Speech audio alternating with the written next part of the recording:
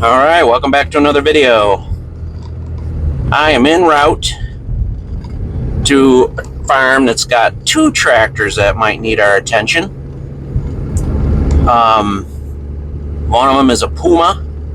Don't know the model number of that, he just said the Puma. He said it's on the mixer, lives on the mixer.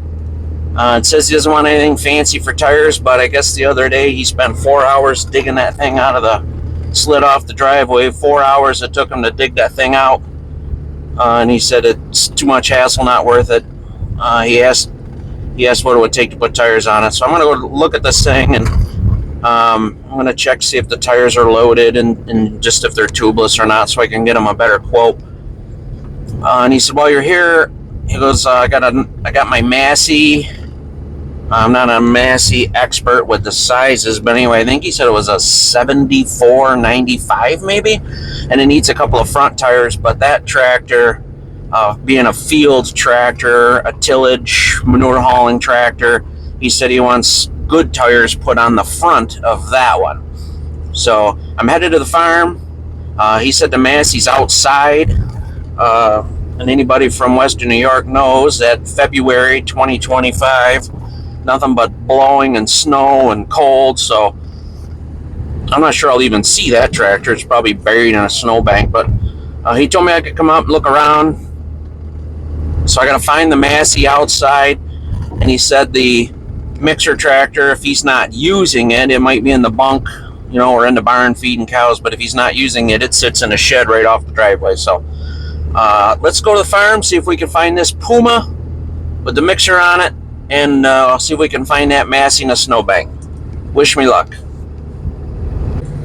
Okay, I'm at the farm, and lucky me, both tractors are sitting right side by side, so I won't be outside very long.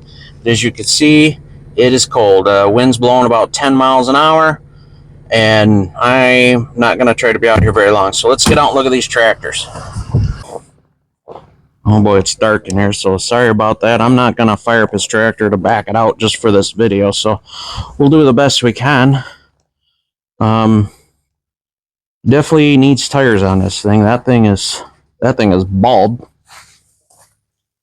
What is that? That looks like a Michelin. Yep, that's a Michelin Agribib.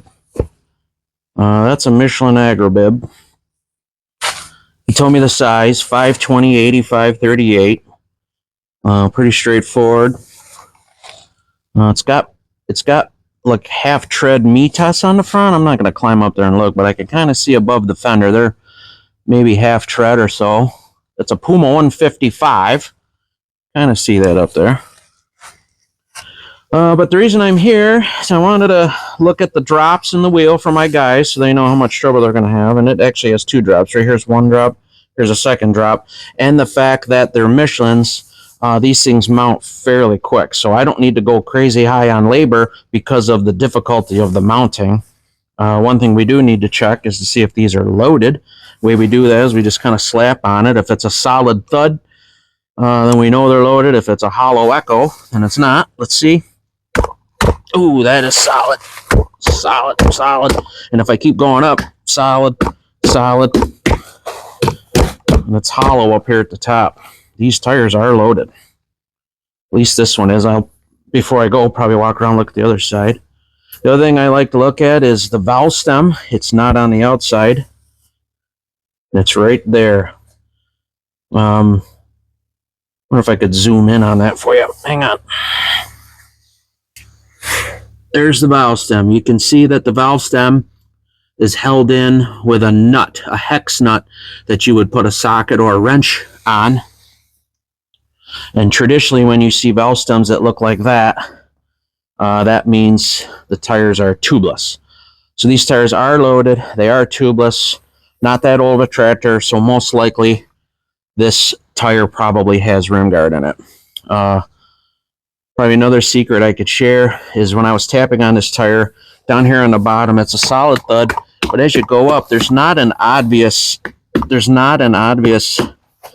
hollow to solid change.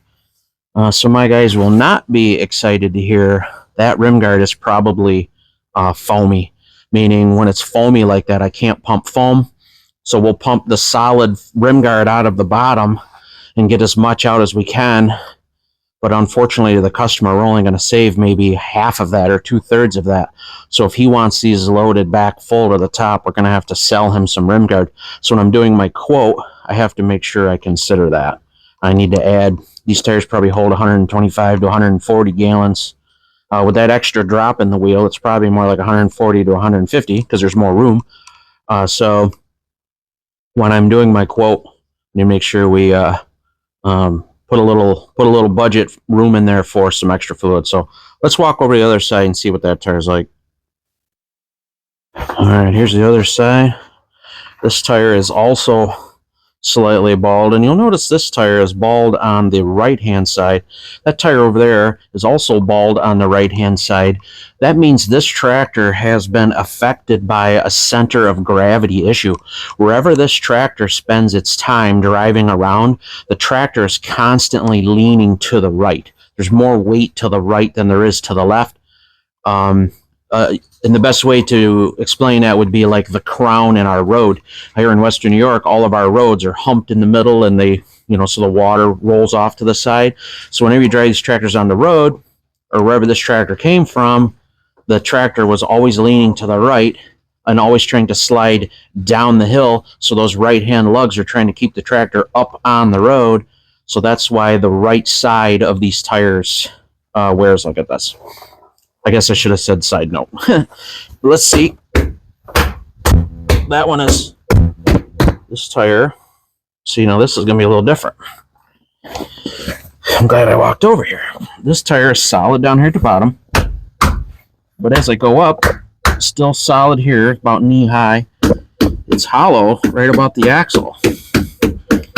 So this tire, here it changed. Hollow to solid. That means the fluid is right about here. We are well below the axle. So this tire, before we even got to it, is hardly even full at all. And the fact that it's solid at the bottom and then there's a distinct solid to hollow sound from where I was banging on it, it's solid, to just above it's hollow, that tells me that this rim guard is not foamy, and which means it's probably newer, possibly. But I'm going to have to sell him more rim guard just to fill this tire up. Or I might just ask him if he wants the fluid at all. This is a big, heavy tractor. That mixture is big and heavy. I'm wondering if he has enough traction. Anyway, let me get my flashlight. Let's just make sure this thing is tubeless. And it is. I don't know if you guys can see that or not, but see that valve stem has a hex nut on it. That traditionally means tubeless. So I think that's all we need for this one. Let's go back to the desk and do some shopping and see what he wants to do. But on our way out, let's scope out this Massey. It's sitting just outside the door. Here's our Massey. Again, more Michelins. Is that right on the model? 74.95. And you can see here, these tires are smoked, especially this one on the right. This should be pretty straightforward. They look like 34-inch. Yep, 380, 85, 34. These things are rotted bad. You guys see that? Look, it's rotted. This thing is just, boy, these things are about ready to pop right off there. If you look, they're actually bulging out under every one of these lugs. That's a sign that a Michelin is tired. Let my guys know these are tubeless. These wheels only have one drop, so these are going to mount a little bit harder than the Puma, but being Michelin, they shouldn't mount too bad. Definitely junk. These tires are no good. He probably would not make it through a spring with this thing. This tire looks like to be the exact match. Oh wow, here's something interesting to see. You guys see this valve stem here? I don't want to touch it too bad, but whenever you see these rubber-based valve stems in these tractors, that's an original valve stem. Those things are notorious for flying out of there, and this one is almost popped out. So I want to be real careful here.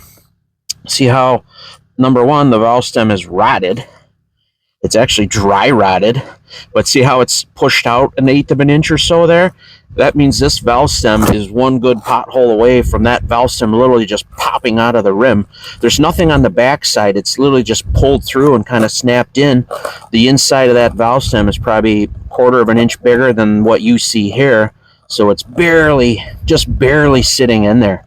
Whenever we see these valve stems, I don't care how old the tractor is, we always change them. If we're in there and we see it, these valve stems, we always change them. They are just notorious for being terrible. The reason these manufacturers put them in, they're cheap. You know, you can buy a whole box of them valve stems for almost nothing, whereas like the style we use with the hex nut, like I showed you on the Puma, those are like $10 a piece. But this tire's just totally dry rotted, just like the other one. So, okay, I did a bunch of research, and for that Puma on the mixer, there's some entry-level tires down there kind of at the bottom of the list. By the way, there was 23 different options for this Puma, but down there on that bottom of the list, the first 4 or 5 were either made in China or just entry level of entry levels. So I try to avoid those. So I'm kind of thinking that tier 3 is where my customer would like to be. He said he didn't want necessarily a premium quality on there, but he wanted something decent. Doesn't plan on doing a lot of hours. He just needs traction. So tires in that tier 2 zone are going to be your import tires from countries like India, like the BKT, Alliance, Galaxy. One other brand, the one that we're going to end up with, is the Ascenso. The Ascenso tire on paper is kind of almost mirror quality out of all of those, and they were the cheapest out of the list. So customers decided just to go with the Ascensos there. The price jumps a couple of $100 per tire to get to the next tier level, which is your USA stuff, like Goodyear and Mitas, Firestone. And he just didn't feel like spending the extra money was necessary, so we've decided to put some Ascensos on the front of the Puma. I'm sorry, Ascensos on the back of the Puma. The Massey, we kind of did the same little homework there. There wasn't quite as many choices. There was only maybe 14 or 15 options. He did not want an entry-level tire, so we skipped that tier 4. He thought that because this is one of his main tractors, it does a lot of tillage, does a lot of, basically uses it all the time. So he wanted to do a little bit more of an upgrade, but he also didn't want that tier 1 premium. So he wanted a tire from the tier 2. And of all the tires available tier 2, you got your Goodyear, Titan, Mitas, all that. The Mitas ended up being the cheapest out of all those. He has Mitas on other tractors that he's been very happy with. So gut feeling, before I even called him, I thought we would end up with the Mitas, and I was right. So we are going to put Mitas on the front of the Massey and Ascenso on the Puma for the mixer. So let me get those ordered, and let's get them installed. Oh yeah, they were able to use this thing all weekend. We did put the Ascenso on here. The guys did say that this tire on the right-hand side was loaded pretty full, and it was a little foamy. They unfortunately did lose some. You can't pump foam. They were able to save about 100 gallons out of here. The tire on the other side, as I predicted, was only about knee deep. They said they saved about 40 gallons out of that one. Both tires are full now. They are mounted tubeless. Tire does look pretty good. Haven't sold a ton of these Ascensos, but I know the history of how they came about. I could tell you on another video someday how the relationship between BKT and Alliance and Ascenso, they got an interesting story. But let's just see how they do. This customer just didn't want to put premium money onto a mixer tractor. He feels like the thing doesn't leave the yard ever. Just the bunk and the barn are close, so decided to save the money. So here's the Puma with the Ascensos on it.